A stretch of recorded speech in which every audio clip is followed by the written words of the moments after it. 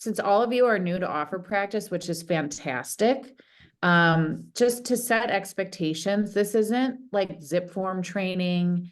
This isn't like a very comprehensive deep dive into the offer documents or like the addendums that we use. Like this is pretty just like nitty gritty offer practice. So if you're looking for some of those additional trainings and resources, such as zip form trainings, we actually have one tomorrow at I think 11 o'clock or maybe 1 or 2 o'clock.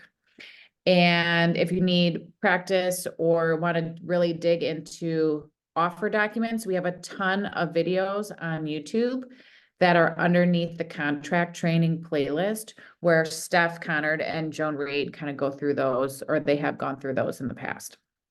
So I'm going to share my screen if I can here. Okay, can you guys see my, why didn't that work? Try it again. Can you guys see my Google Doc? Yes. Okay, so this is what I put in the group chat. So this is going to be the property that we're going to be practicing on today. So it's 4335 North 48th Street in Milwaukee, and I put the MLS number. So if you guys want to take a second to open up MLS and pull up this listing, I think that would probably be helpful. A little bit about the property. So I've just copied here what the inclusions were in MLS as well as the exclusions that were detailed. But here's where this document kind of becomes a little bit more helpful because it's going to give us what the buyer is wanting us to put into this offer. So our like fake buyers. So our buyers' names are John and Jane Doe, how original. And they signed a buyer agency agreement with you on April 1st. So why is that important? If anyone wants to guess. What does that make them? A dual, is it dual? It makes them a client. Representation? Well, it makes them a client versus a customer. So when we pull up the offer document, like one of the first things you're going to have to determine is if you're writing this as an agent of the buyer, writing this as the agent of the seller, what have you. So because they filled out a buyer agency, they are your client, so you are their agent. The buyers also want to have all the inclusions that were offered in MLS, so they want to put that in the offer. They don't really have any preference as it pertains to closing date. This is probably not terribly realistic, but they're going to offer what they're asking. So the list price is $219,900. The buyers just want to offer $220,000. Again, this isn't necessarily competitive offer practice, but we're just getting down to the nitty gritty basics of these offers. They have 2% for earnest money. And typically in our market, earnest money is anywhere between 1% to like 3%. Buyers can offer more, but that's kind of like the standard average. And then in terms of the things that they want written into the offer, the contingencies, they would like to have a home inspection. They're going to give the seller the right to cure, and they actually have a little bit of money that they have ready to go to cover some of the first initial repairs that might be identified in the home inspection. So that's important because we'll be filling out a different addendum. They don't want a radon test. They do have an appraisal. They will fill out the appraisal contingency and they'll give the seller the right to cure. And they do need a loan. So they are going to get financing. They're pre-approved for up to $250,000 with Cream City Mortgage. They can put up to 15% down. And then just for our planning purposes, we'll use an interest rate of 7.25%. Okay. So, everyone kind of tracking? Good. A-okay. I'll just assume yes. So, and then I just listed here, like the listing agent has indicated the following, and this actually isn't true, but we'll just pretend that the sellers want to close as soon as possible. Okay. So that'll come into play when we do our offer. So the first thing I'm gonna do is I'm gonna go into zip forms. And can you guys still see my zip form screen? I just moved tabs. Can you guys see it? Yes, okay, cool. So again, this isn't zip form training, so I'm gonna kind of go through this part fast. But we've got a new offer to purchase. Usually what I do is put the property address, North 48th Street. And then I also put like the buyer's last name. This is a residential home. It's gonna be active in terms of the offer that we're writing. And then this is important to make sure that you select the correct template. The template includes all of the blank documents that are most used in that type of transaction. So because we selected this as an offer to purchase for the buyer, we're gonna drop down on this section and we're gonna look for the residential offer packet. And I'm just gonna hit save. And there we go. So I'm also gonna add in, again, this isn't zip for trainings, but if you guys have questions after this, let me know. We're gonna put buyer one's name in here. Oop. John Doe. Save. And then we're gonna put buyer two in, Jane Doe. And then I'm just gonna move over in the gray box here, documents. So this is all of the blank templates that would be used with the offer to purchase. So the first one that I always love to fill out first is the offer itself. So this is where we're gonna get into the meat and potatoes of class. So right away on line number 1, licensee drafting this offer on. We'll put today's date. And then if you recall, for these buyers, they have buyer agency. So what between lines 2 and 1 and 2 should we be striking out? Agent of buyer and seller. Yep. And, agent of firm. Yep, right, because you're their agent, you have buyer agency, they're agent of buyer, correct? Okay. Then, it's already put in the buyer's names, John Doe, Jane Doe. And now we'll put in the address for the property.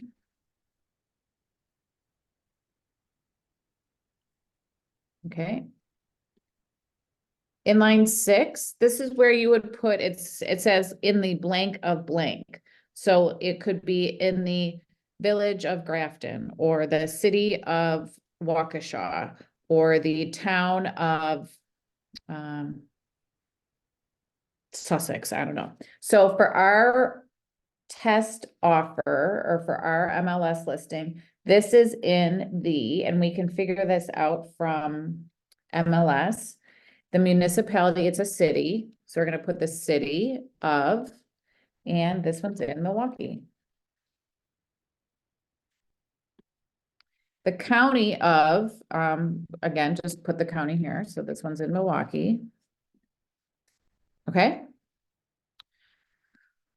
For our purchase price, you don't have to fill in the words in lines 9 and 10. All you have to do is click in this button here where it says dollars and the dollar sign, and we're gonna fill in. Remember, our buyers wanted to offer $220,000. So then that should automatically fill in the lines on line 9 or the words on line 9. Okay. Now for the inclusions. So usually what I do, if the buyers want everything that's included on MLS, I'll literally just take, oh, I guess that might be good. I will take what is listed on MLS and literally just copy it and paste it.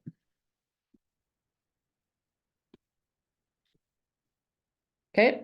Now, if they don't want everything, you just have to be very clear and specific and understand what it exactly your buyers want and what they don't want. In terms of not offered or not included in the purchase price, and this one was seller's personal property, which is actually a default, but our templates already include it. And then I believe it was staging items.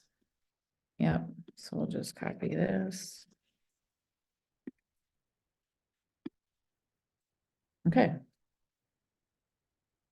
Moving along. Everyone tracking so far? Cool. Okay, binding acceptance. So this is the deadline that we'd like to give the sellers in terms of getting back to us with an accepted offer. So sometimes in MLS, it'll actually state what the seller's time frame is for binding acceptance. Sometimes it's sellers request 24 hours, sellers request 48 hours. This is something where if you don't know what the seller's preference is, always pick up the phone and call the listing agent and see if they do actually have any preference.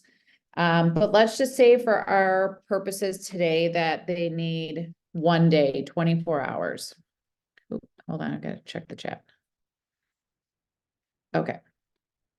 24 hours. So we just click on the line 24 hours from today. And again, that runs through 11:59 p.m.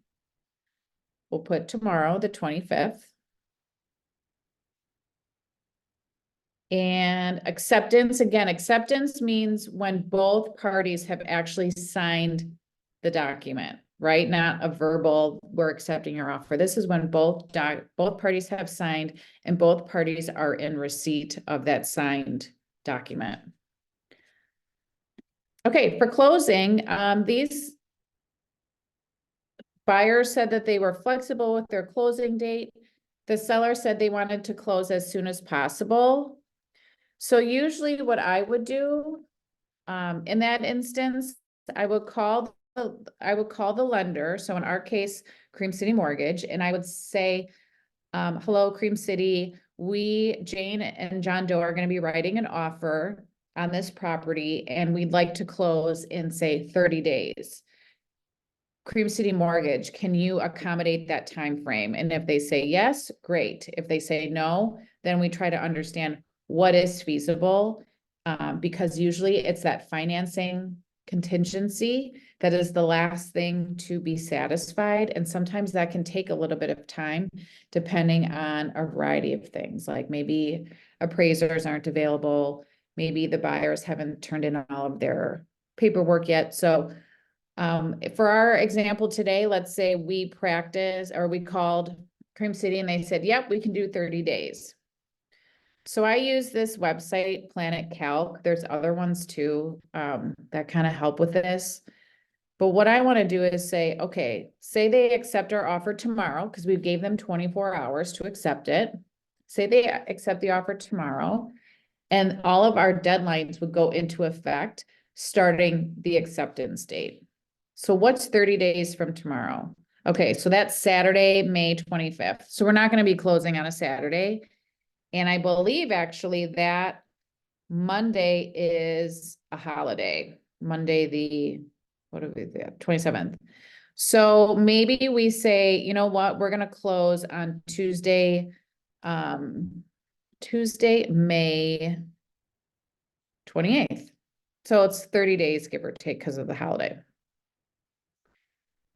Then make sure, and I don't know why it does this, but make sure that you always look at the top of every page of the offer to make sure that the address is carried through at the top of every subsequent page.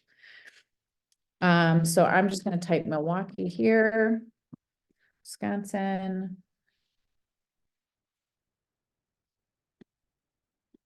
Okay, and it fixes it, but I'm just going to do a quick spot check and drop down to page 3. And there it is. So that's cool. That worked. Okay. Earnest money. We're at the top of page 2. These guys, I believe, said that they would offer, or they had 2% ready to go. Can somebody tell me what 2% of our offer price is? Remember, our offer price is $220,000. 4,400. Perfect. Yep. So we're gonna put that earnest money of $4,400 will be mailed commercially, electronically, or personally delivered. So this is, earnest money can be sent through trust funds, through MLS, which is kind of preferred. They can put it in the mail. I would not ever recommend somebody putting earnest money in the mail, or they could drop it off at a Keller Williams office, or whatever brokerage has the listing, they drop it off there. So for our example today, this is actually a Keller Williams listing. So the buyer could drop it off at any of the Keller Williams offices. So typically earnest money, if you don't fill in a deadline for earnest money delivery, the boilerplate is 5 days. I actually like to try to do it a little bit faster than that. But if they accept our offer tomorrow, and I'm gonna go back to this thing. Why is that doing that? What's 5 days from Thursday, Tuesday? Let's just do, they have 4 days, so we'll have it due on Monday. Okay. And typically, unless otherwise stated in MLS, typically the firm that has the listing is the firm that holds the earnest money. Now, this could differ if, say, for example, you find out in MLS or the listing agent tells you we have a title company holding earnest money, then you would specify that in the blank line here. But here, all earnest money shall be delivered to and held by the listing firm. Okay? Nothing else really needs to be filled in with these lines. It's just talking about disbursement of earnest money if the transaction doesn't go to closing. Here we're into the condition report section. And again, the condition report is required for a seller to fill out if they have lived in the home, if they have never occupied the home, if they're, say, like a trust representative, or maybe somebody that's flipping it. They don't necessarily have to, but they have to fill out a refusal to submit a condition report form. But what we need to make sure we do here is there's a line 107 that indicates the seller has told the buyer that as of the date of acceptance, the seller has no notice or knowledge of conditions affecting the property other than those identified in the condition report dated. And here's where we have to put the date of the condition report. This doesn't mean that the buyers agree to what's on the condition report, but what this indicates is that the buyers are acknowledging that they have received a copy of the condition report. So can somebody tell me where you would get the date for the condition report? Should be uploaded in MLS. Yep. Perfect. Yep. So I'm going to go into documents, and here is seller condition. I'm actually going to download this too, because I'm going to have to at some point in time upload it to zip forms, but I'm just going to download this.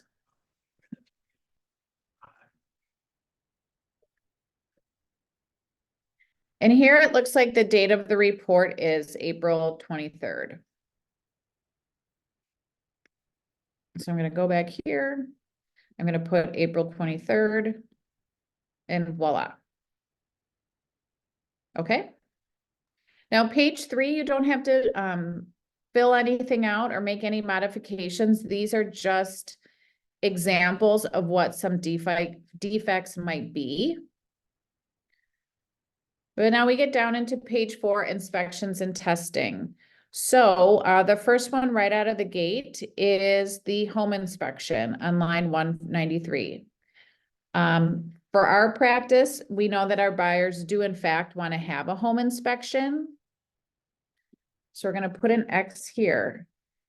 If any of the contingencies are something that your buyer does not want to include, instead of leaving this box blank, you would put NA, not applicable, and you'll see that when we get to some of the other sections, but I just want to make sure that it's best practice not to leave boxes blank. You should always either put check the box X or put NA.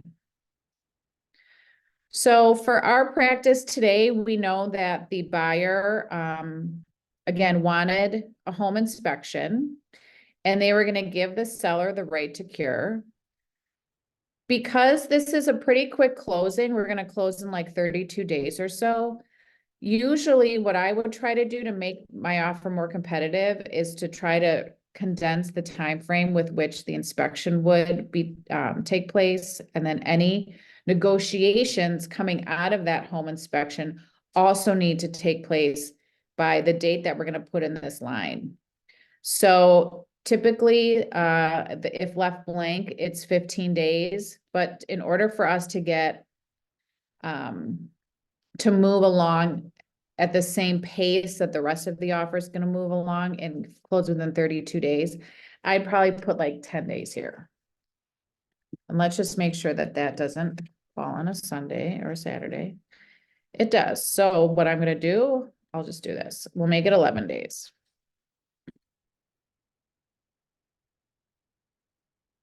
Now you do have to be mindful of this line right here, and this is whether or not you're going to give the seller the right to cure the defects that were identified coming out of the home inspection.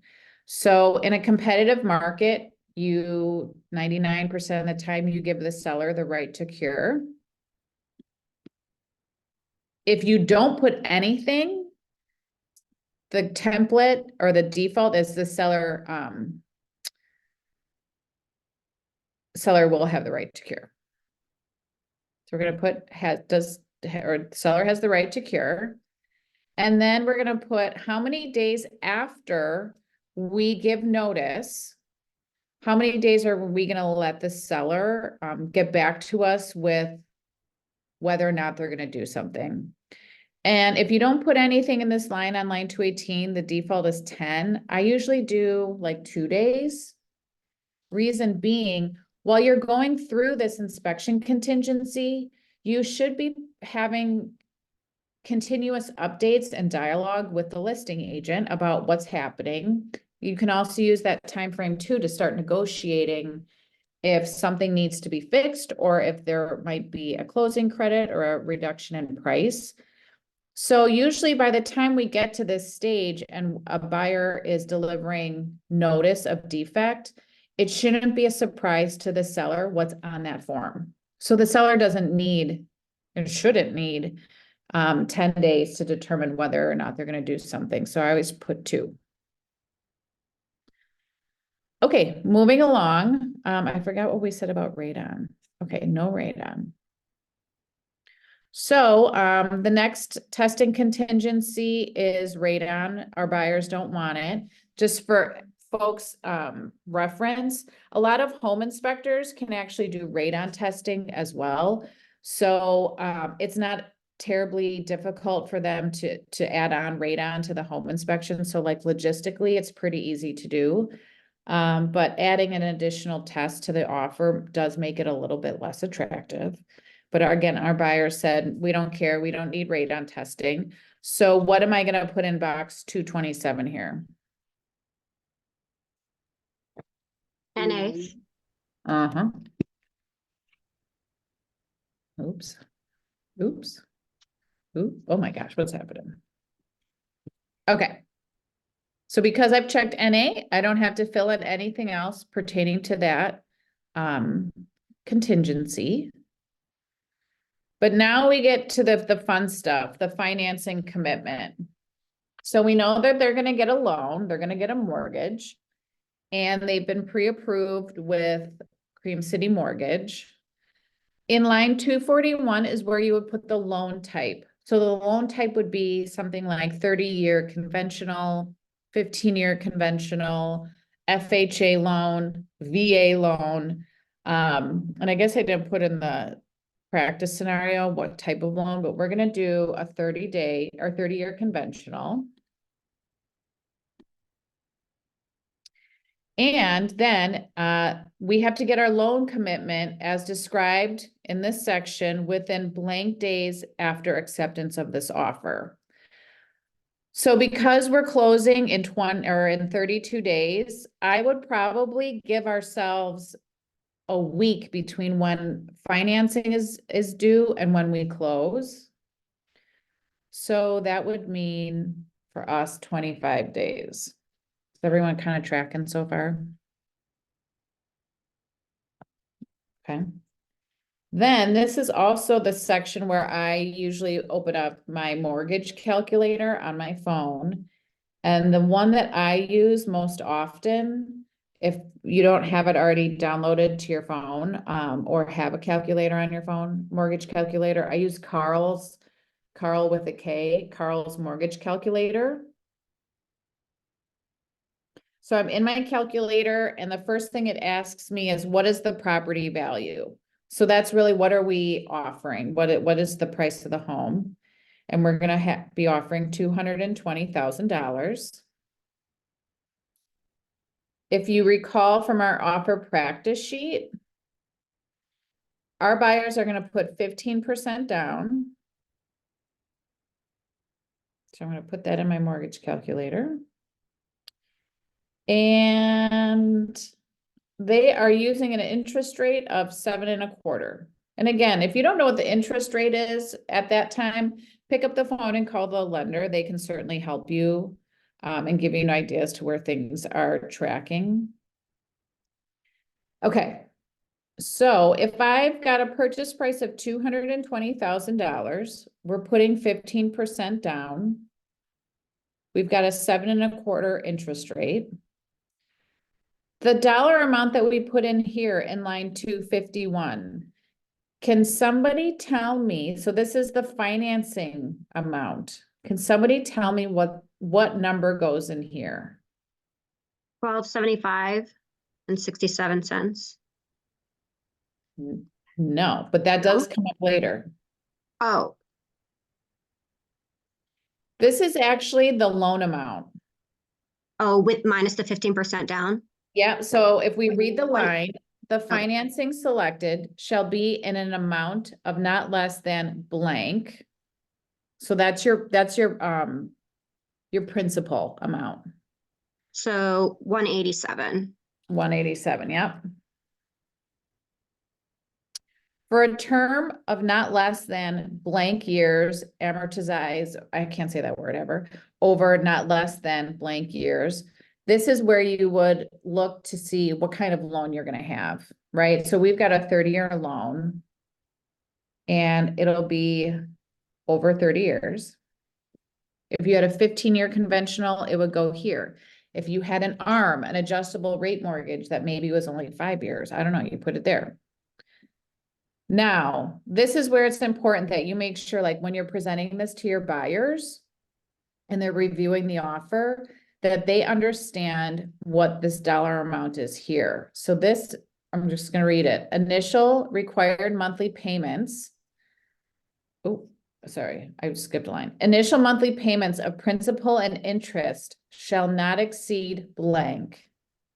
So this is just what their mortgage payment is going to be. So their principal plus interest. This doesn't include property taxes that will most likely be included in a mortgage payment or homeowners insurance. So if we're putting 15% down, we've got an interest rate of 7.25 and a 30-year loan. What is that amount that goes here? Again, this is just the monthly mortgage payment.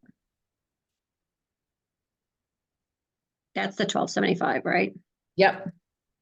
1275. I probably just rounded 1276. Okay. So again, the buyer acknowledges that the lender's required monthly payments may also include a 1/12 of the estimated net annual taxes, hazard insurance, PMI. So sometimes buyers see this number and they're like, oh my gosh, that's so much lower than what I thought. And that's because it doesn't include taxes or insurance or maybe PMI. If the buyer was purchasing the home using discount points, so you can actually buy your mortgage rate down, you would put whatever percentage points you are purchasing in this line, but we're not doing anything, so we just put 0. And I guess it just takes it out.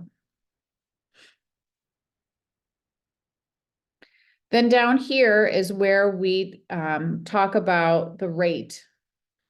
So for us, we've got a fixed rate. It's a 30-year loan, so it's going to be the same interest rate across the 30 years of the loan. And our annual rate of interest shall not exceed, this is where I'm going to put 7.25. Everyone following? Cool. Moving down. This is not going to be financed by the seller. So that's if the seller was actually willing to help finance or give money to the buyer. That would be nice, but that doesn't happen. So we're going to put NA. Now, just on a side note, if this was a cash offer and your buyers were not getting a loan, they wouldn't be filling out this financing section, right? But what would they do? And where would they put a note indicating that this was cash? Well, this is where this section comes into handy. On the top of page 6. If this offer is not contingent on financing, within blank days after acceptance, the buyer needs to deliver, and this is the buyer's proof of funds showing that they have cash. Just for my buyers, when I have cash buyers, I always include a proof of funds. So it's either like a bank statement with their names crossed out or a letter from whatever financial institution the money is being held at. I always include that with my offer right away. So it's kind of like a pre-approval. Because many sellers want confidence knowing that if this isn't going to have a loan, we want to make sure that your buyer has the money in hand. So that's just a little FYI. Okay, moving down into the appraisal contingency. We know that because they are getting a loan, the house is going to have to be appraised by the lender. And the buyers want to have this appraisal contingency. So we're going to put an X here. And usually what happens in terms of a time frame, a lot of people put the same number of days, like a deadline, the same number for the appraisal as the financing contingency. I actually don't do that. I make the appraisal contingency due a few days prior to financing. So because financing was going to be due in 25 days, I'll just say like 20, well, let's see, 23. What day of the week is that? It's a Saturday. We'll just do, for this practice, we'll just do the same as the financing. So financing and the appraisal is due in 25 days. Now our buyers are giving our seller the right to cure the appraisal, which means if the appraised value comes back lower than the amount that we're buying this for. So say the appraisal comes back at 210, but we said we were going to buy this for 220. The buyer's lender is not going to give them a loan for 220 because the buyer's appraiser or the lender's appraiser is saying that the house isn't worth that much money. So usually what happens in kind of a normal balance market is that the buyer and the seller negotiate like, okay, Mr. Seller, Mr. and Mrs. Seller, the appraisal came in under what we offered. Can you come down on price to meet the appraised value? Or maybe the buyers would say, we'll chip in $5,000 and Mr. Seller, we're asking that you drop the price by $5,000 so we meet in the middle. If for any reason the buyers actually are helping make up that difference, they have to bring cash to closing. And they would actually, there's a separate form that you would fill out if the buyer is interested in already telling the seller right out of the gate when they give their offer. There is an addendum that you fill out that indicates what your appraisal gap coverage would total. So we're not going to do that today though. Okay. I usually give the seller once, if there's some negotiating that has to happen on the appraisal. Usually I give the seller just like 2 days to figure that out. I don't give 5, and because we're already pretty close to, we're closing in 32 days, and if this is due in 25 days, giving them 5 days to determine whether or not they're gonna cure the appraisal is cutting it way too close for closing. Okay, now line 328, if the buyers had a house and they had to sell their house in order to buy this new house, this is where the offer would be contingent on them selling their house. And if they had to sell their house, you would be checking this box and you would be listing the address of the house that they have to sell. But we're not in that situation right now with this offer. So we're gonna put NA.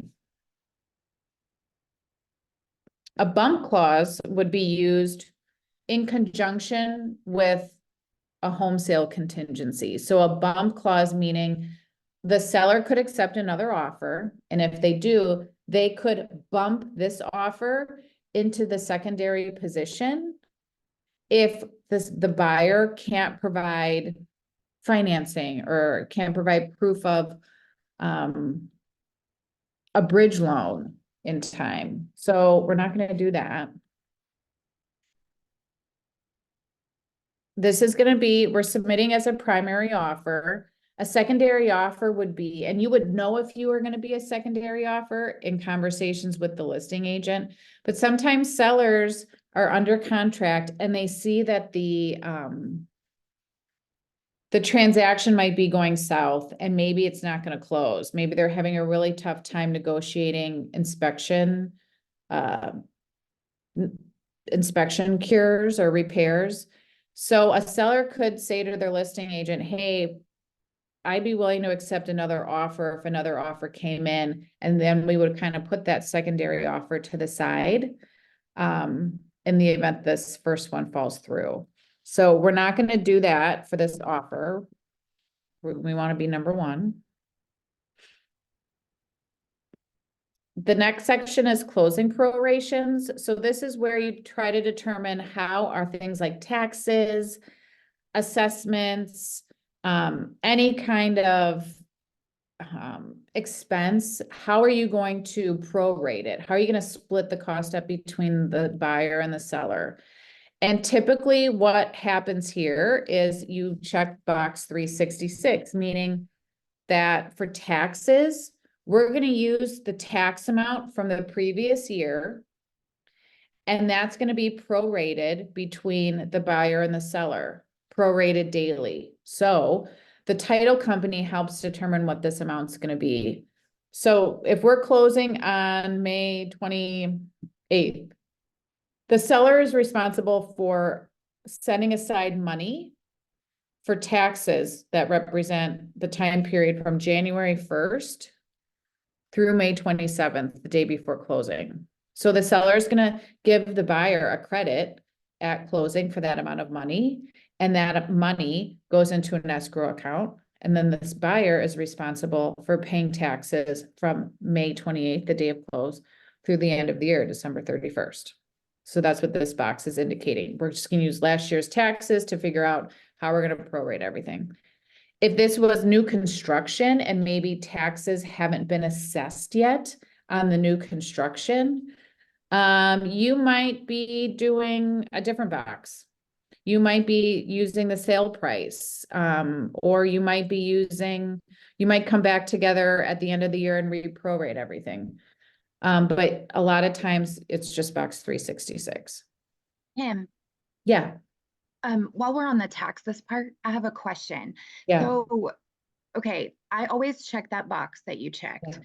What if you were writing an offer where like a portion of the offer was like you are offering to pay the taxes for the seller for the year? Which Yeah. box do you like? What do you check? I would still check that box. Okay. And I would put in the blank lines at the bottom of the offer, Mhm. buyer to pay seller's portion of the 2024 property taxes Got it. using the 2023 tax amount of, and then I would list that, what they were Got it. taxed at. Okay, perfect. Thank you. Yep. Okay, moving along. I gotta keep this going. This section is just about title, indicating that it's the seller's responsibility to transfer a title to the buyer that's free of any liens, invoices, judgments. If this was an investment property or maybe like a two-family property where one of the units was being leased, this would just indicate that if there is a lease, the lease and all the security deposits transfer over to the buyer at the time of close. These are a bunch of definitions. I'm gonna go really fast through this because we don't have to fill anything out, but if you're not familiar with the offer to purchase document, like just start reading it. Every answer to a question is in the document. And then we get to the end. So we're on page 10 and Jennifer, this is where I would put that language, right? Like the tax, if you're offering taxes. Perfect. But then make sure that you fill out, how are you going to deliver these documents between the two parties? And I wouldn't do it via fax, although I did review an offer the other day where the buyer's agent put a fax number, which I thought was funny. It's like, I don't even know where to find a fax. The email address for the seller is the listing agent's email address. So for this offer, Nick Fetting is the listing agent. So we'll just put fetting@kw.com. And then the email address for the buyer is you, the buyer's agent. Okay. Now, in terms of addenda, like the things that are going to accompany this offer, we know that we're going to have some. We always fill out addendum A. And we know from our practice offer sheet, the buyer is willing to put some money into the home inspection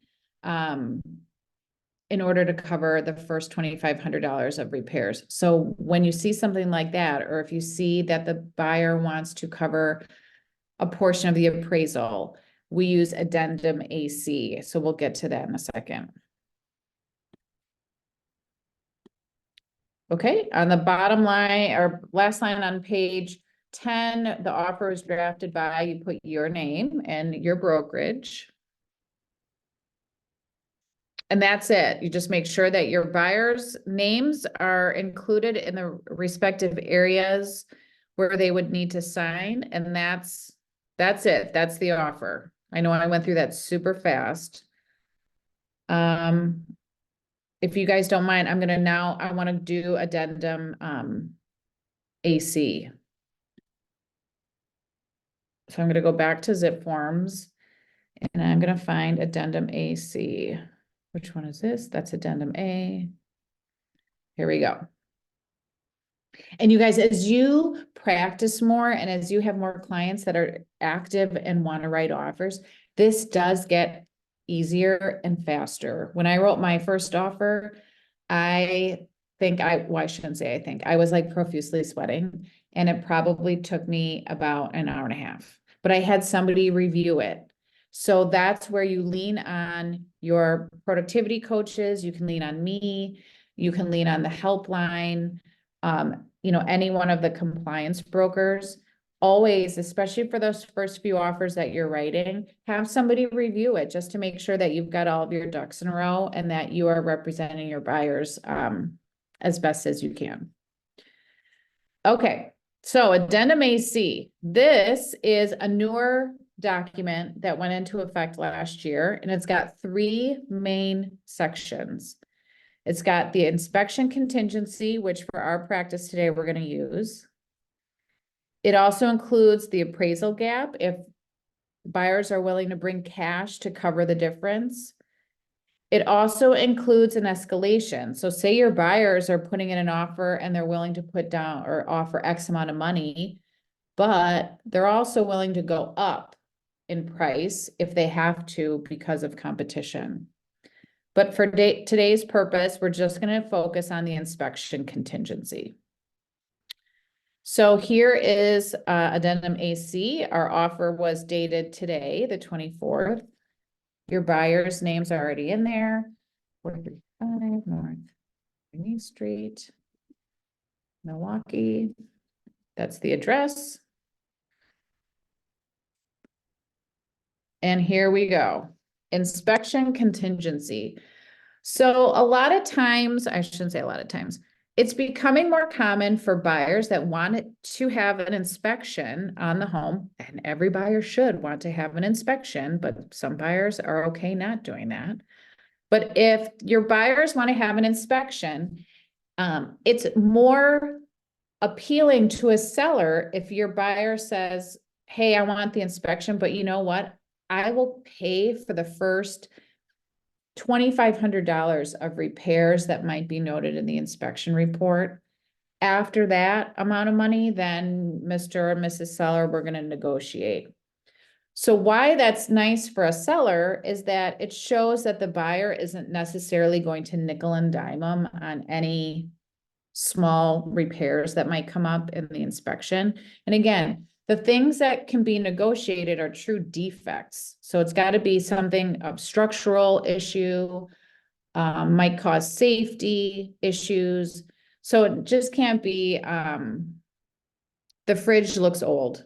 That's not a defect.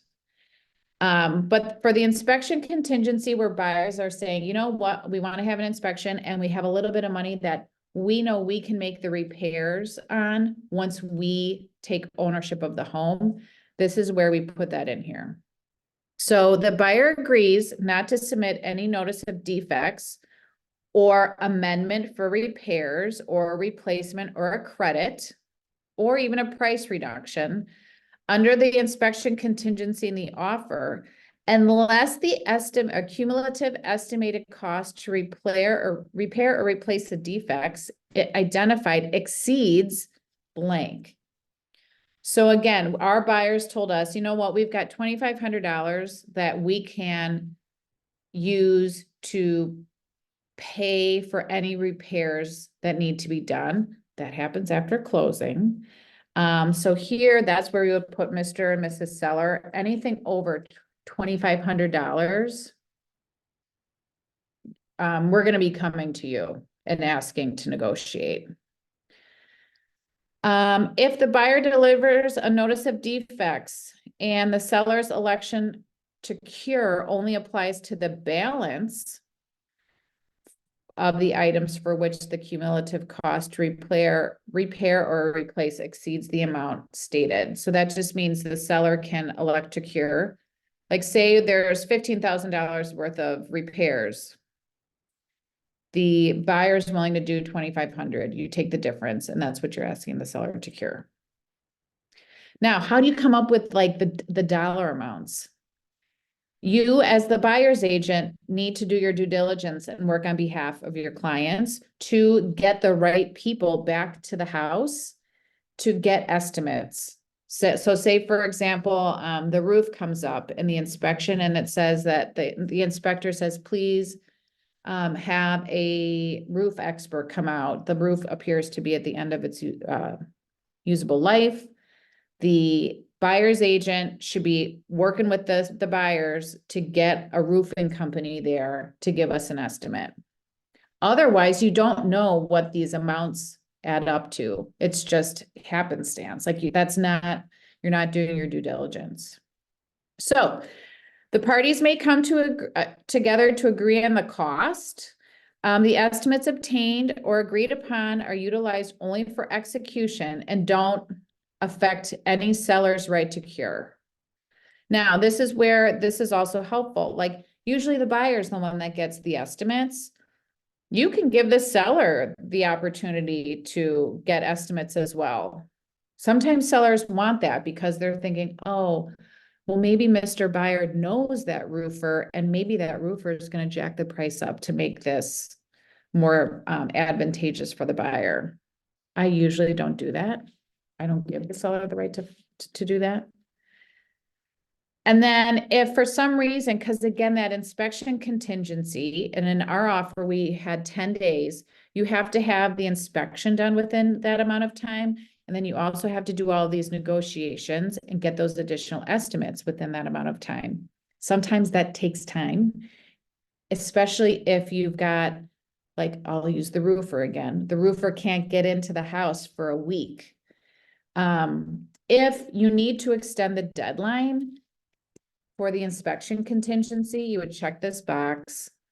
And this gives either party the right to extend that contingency by X amount of days. I would say, because we're just closing so fast on this one, I would do 2.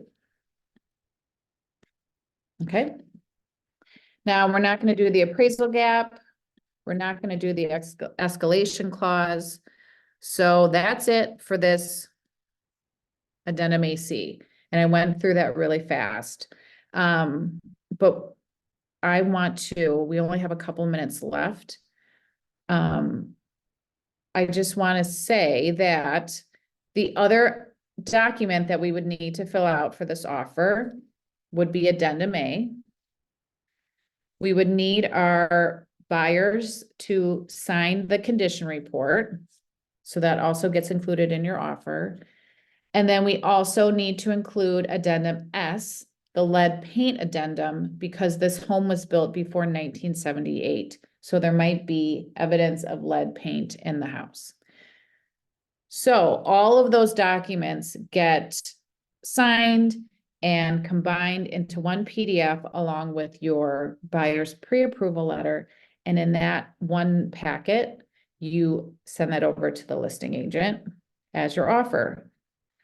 I know I went through that really fast, but I highly encourage you guys, get some extra practice and use this scenario to complete your own packet. And email it to me. Email me like I'm the listing agent on this, and send a nice email summary indicating what's included in the offer. Attach the PDF with all the necessary documents and email that to me. Email it to me if you're interested in doing this. Do it by tomorrow morning at 9 a.m. And I'm giving you a deadline because there's going to be situations where the listing agent's going to say, buyers, we just got an offer in, and all offers are due today at 5 p.m. So you might be in situations where your time frame, you thought you had all the time in the world, and then things just got condensed. So I highly encourage you guys to take me up on my offer. Send me your practice offer packet. I'll give you feedback. The more practice you can do, the better. And Charlie always says, if you practice on your clients and you wait to practice and you practice on your clients, that could be malpractice. So don't do that.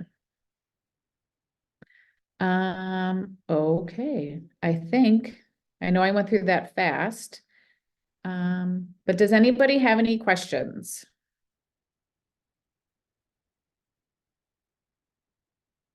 No? Nope. I'll send you all an email after this, so you've got my email address. And again, take me up on the offer and practice and send it to me by tomorrow morning at 9.